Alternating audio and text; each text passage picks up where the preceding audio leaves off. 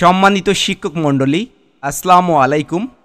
SSC vocational শিক্ষাক্রমের 2024 শিক্ষাবর্ষে ভর্তিকৃত বর্তমানে দশম শ্রেণীতে অধ্যয়নরত শিক্ষার্থীদের ঐচ্ছিক বিষয় সংযোজন আপনারা কিভাবে করবেন, এই ভিডিওতে ঐচ্ছিক বিষয় সংযোজন করার পদ্ধতি দেখিয়ে দিব।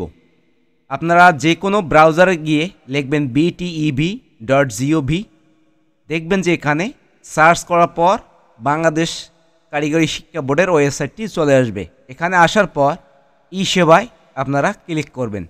আমি ক্লিক করে দিলাম। এখানে 3টি অপশন আছে: শিক্ষার্থী, অভিভাবক, প্রতিষ্ঠান বা কাশিব। অর্থাৎ দশম শ্রেণী, বর্তমানে 25 সালে দশম শ্রেণীতে অধ্যয়নরত শিক্ষার্থীর ঐচ্ছিক বিষয় অর্থাৎ কৃষি, উচ্চতর গণিত আমরা সংযোজন করে দিব। সেজন্য এখানে প্রতিষ্ঠানের এখানে এসে এখানে ক্লিক করতে হবে। আমরা ক্লিক করে দিলাম। এখানে ক্লিক করে দেওয়ার পর একটি পপআপ মেনু চলে আসছে, অর্থাৎ বিটিবি ইনস্টিটিউট কোড এবং পাসওয়ার্ড দিতে হবে। আমি আমার প্রতিষ্ঠানের ইনস্টিটিউট কোড এবং পাসওয়ার্ড দিয়ে আমি লগ ইন করবো, অর্থাৎ ঐচ্ছিক বিষয় সংযোজন করব। সেহেতু আমাকে এখানে প্রতিষ্ঠানের কোড এবং পাসওয়ার্ড আমি টাইপ করে দিলাম। একটি ক্যাপচার আছে, সেটিকে এখানে টাইপ করে দিতে হবে। আমি টাইপ করে দিচ্ছি। দেন এখন আমি সাইন ইন এখানে ক্লিক করে দেব। একটু লোড নিচ্ছে। বাংলাদেশ টেকনিক্যাল এডুকেশন বোর্ড ভেতরে চলে আমরা প্রবেশ করলাম। তারপর এখানে আমি ক্লিক করে দিলাম। দেখেন এখানে আছে home, institute, fund management, admission and registration, application fee, student online application, optional subject add. এখানে আমাদের ক্লিক করতে হবে। আমি ক্লিক করে দিলাম। ক্লিক করার পর এখানে দেখেন শিক্ষার্থীর তথ্য চলে আসছে। আমি একটি শিক্ষার্থী প্রতিষ্ঠানে গিয়ে আমি আগে করে রাখছি এটা। এখন আমি এখানে দেখেন এখানে আছে অ্যাড সাবজেক্ট, অর্থাৎ ঐচ্ছিক বিষয় আমাদের অ্যাড করতে হবে। সেক্ষেত্রে আমাদের এখানে কলমের মতন আইকন দেওয়া আছে। দেন এখানে আমরা ক্লিক করে দেব। ক্লিক করার পর শিক্ষার্থীর তথ্য এখানে চলে আসবে।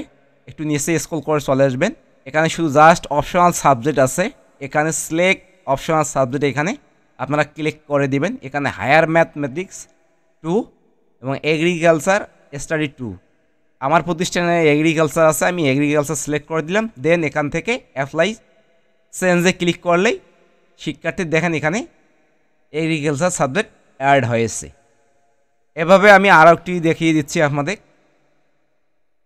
আবারও ক্লিক করলাম কলমের মতন আইকনের এখানে নিচে, আবার স্ক্রল করে চলে আসবো। অপশনাল সাবজেক্ট এখানে সিলেক্ট করে দিলাম এগ্রিকালচার স্টাডিজ। দেন এখানে অ্যাপ্লাই চেঞ্জ এখানে আমি ক্লিক করে দিলাম। ক্লিক করে দেওয়া হলো। দেখেন এখানে 3টি শিক্ষার্থীর অর্থাৎ সাবজেক্ট অ্যাড হয়েছে। আমি আরও একটি এখানে চেঞ্জ করে দেব।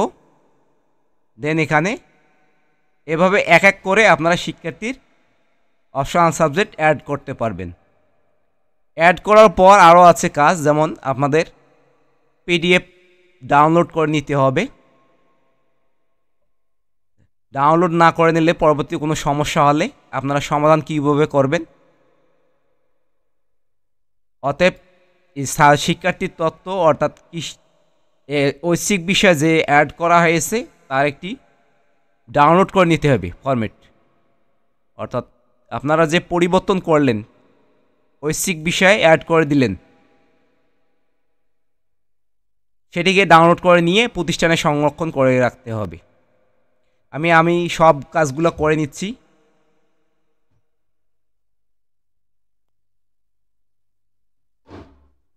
এখন দেখেন আমি এক এক করে সবগুলা অপশনাল সাবজেক্ট অ্যাড করে দিলাম। অ্যাপ্লাই চেঞ্জে আমি ক্লিক করে দিলাম। ক্লিক করে দেওয়ার পর রো আপডেটেড এখানে চলে আসছে। এখানে আমাদের সব শিক্ষার্থী অপশনাল সাবজেক্ট অ্যাড করা হয়েছে। এখন এটি আপনারা ডাউনলোড করবেন, করার পর প্রতিষ্ঠানে সংরক্ষণ করে রাখবেন। এই অ্যাকশনে এখানে আপনারা ক্লিক করবেন। ক্লিক করার পর ডাউনলোড অপশন চলে আসবে। এখানে দেখেন যে ডাউনলোড অপশন চলে আসছে, এখানে ক্লিক করবেন, একটু লোড নেবে। এখানে CSV, HTML, এক্সেল অর্থাৎ পিডিএফ ডাউনলোড করে নেবেন আপনারা। এখানে পিডিএফ এখানে ক্লিক করবেন, করার পর এখানে ডাউনলোড অপশনে আপনারা ক্লিক করবেন এবং এটিকে আপনারা ডাউনলোড করার পর এটিকে আপনারা প্রিন্ট করে নেবেন, যাতে ভবিষ্যতে কোনো শিক্ষার্থীর তথ্য দেওয়া হয়েছে অর্থাৎ ঐচ্ছিক বিষয় অ্যাড করা হয়েছে কিন্তু পরবর্তীতে ঐচ্ছিক বিষয়ে অ্যাড দেখাচ্ছে না, সেক্ষেত্রে আপনার বোর্ডে যোগাযোগ করলে এই হার্ড কপি সহ আপনার সমস্যা সমাধান করতে পারবেন। এই ছিল মূলত আজকের ভিডিও। ঐচ্ছিক বিষয় কীভাবে আপনারা সংযোজন করবেন সম্পূর্ণ প্রসেসটি আমি দেখিয়ে দিলাম। ধন্যবাদ।